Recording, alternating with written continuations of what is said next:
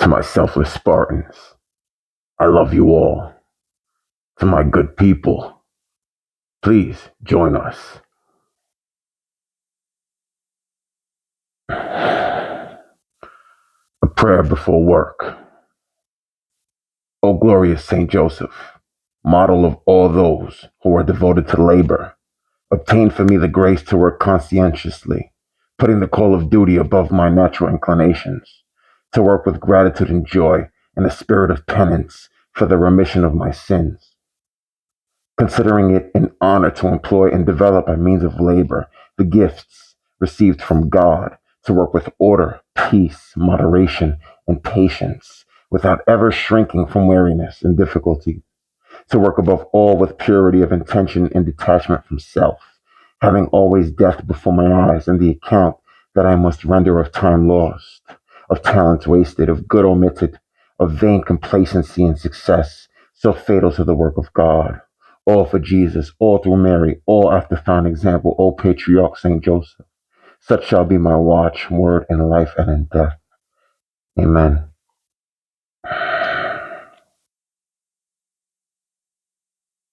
I just tried the new Lego Eggo creamer in my coffee. I don't know. I'll get back to you about it. I do want to read something here for all of you to see. So basically, I do these videos with a mask on because I'm not here looking for clout. I don't care about anyone's thumbs up. I don't care about anyone's affirmation. Again, we affirm ourselves. Okay? Why is my shirt off? My shirt is off because I want you to see a representation of fasting and my workout and eating regimen, so you can see for yourself the effects. Talk is cheap. Action speaks louder than words. I've given you my workout. I've given you my diet plan. And I've also informed you that I fast regularly. Fasting is amazing because fasting brings you closer to God, along with solitude. Solitude and fasting can be quite overwhelming, so make sure that you are prepared if you decide to take the journey. But again, let's talk about fasting. Fasting, whether from food and drink or other legitimate goods, is a beneficial practice in the life of a man. The Church, in her wisdom, encourages the faithful to live modestly and eat and drink temperately, the better both to fight against our baser instincts and to share what God has given us with the less fortunate. Then Jesus was led up by the Spirit into the wilderness to be tempted by the devil. And he fasted 40 days and 40 nights, and afterwards he was hungry. And the tempter came and said to him, and the tempter came and said to him, if you are the Son of God, command these stones to become loaves of bread. But he answered, it is written, man shall not live by bread alone, but by every word that proceeds from the mouth of God. And when you fast, listen up. Do not look dismal like the hypocrites, for they disfigure their faces that their fasting may be seen by men. Truly I say to you, they have their reward. Okay, so basically what that's saying is, just like within prayer, you pray in solitude. That's why I'm a little bit, I read from the Bible just to put you guys on to my thoughts, but it's not really to show off. It's never to show off. It's just to spread love. But yeah, when you fast, you don't got to tell everybody. I'm telling you guys because I'm trying to bring knowledge your way so you can get in shape, so your body can heal itself, and so you can become closer to God. So, I told you all that I had rented out a property, right? And I thought that we had found the perfect tenant because my first tenant put me through nightmares. Again, She threatened me with law enforcement, Bloods, Crips, housing, and her brother, right? And she even threatened my woman at work. So while extremely difficult for a first-time landlord, those lessons will never leave me, and that's why I bring them here to you. I I want to bring my failure to the good people on this channel. That's why I read from the Bible to eliminate demons, because demons don't deserve this knowledge. Only my selfless Spartans and the good people of this earth deserve this knowledge. So again, I learned many, many lessons from the first tenant. And, I'm not going to lie, I was a little bit hurt by it. I was like, wow, I went from being homeless to saving up for a property, right? To then renting out that property so I can get a property that better fit me. I rented out to a low income family, and that lady destroyed my entire home and threatened me and my lady. So I was a little bit distraught. I was like, every single thing, nearly, it can always be worse, but it was far from smooth sailing. Let's leave it at that. So I took my lessons to the next um, tenant, right? And I got that tenant, I had to deal with that tenant who had originally threatened me, my first tenant. So, we screened the heck out of the next tenant. I told my realtor, I was like, I don't care how long it takes. So she thought that she found the perfect person, and I was thrilled. I was like, that's wonderful. Her credit was great. She didn't have anything ugly in her criminal history. Excuse me, what else? Yeah, just that's it. Her credit was great, and she was a good person. Her rent was always paid on time, and what have you. So I was like, all right, cool. She was a single mother. That touches my heart. I want to help anyone I can, especially my single, low income women. So she moves in, and things were missed. So before you can have a tenant move into a property, there has to be a certificate of occupancy. So that means the township goes over the property with a fine tooth comb and basically makes you bring everything up to code, which some people hate, but I don't mind, because I think that it's lovely that the township is making sure that the home is safe for the potential tenancy. That's cool with me. I don't mind that. I'm not a slumlord. I want people to have a happy life and want to come home, right? And then if you're going through Section 8 also does an inspection. So multiple inspections were done. I lost thousands and thousands of dollars bringing up to code, which a lot of landlords will tell you that's why they don't do it. But again, I'm not a slumlord. I want the people I rent to love their home, no matter what that takes. If I have to repaint it, but I do everything. It is said that you should treat people like you want to be treated, and I want to be treated great, so I treat everyone else great. Anyway, so she moves in, right?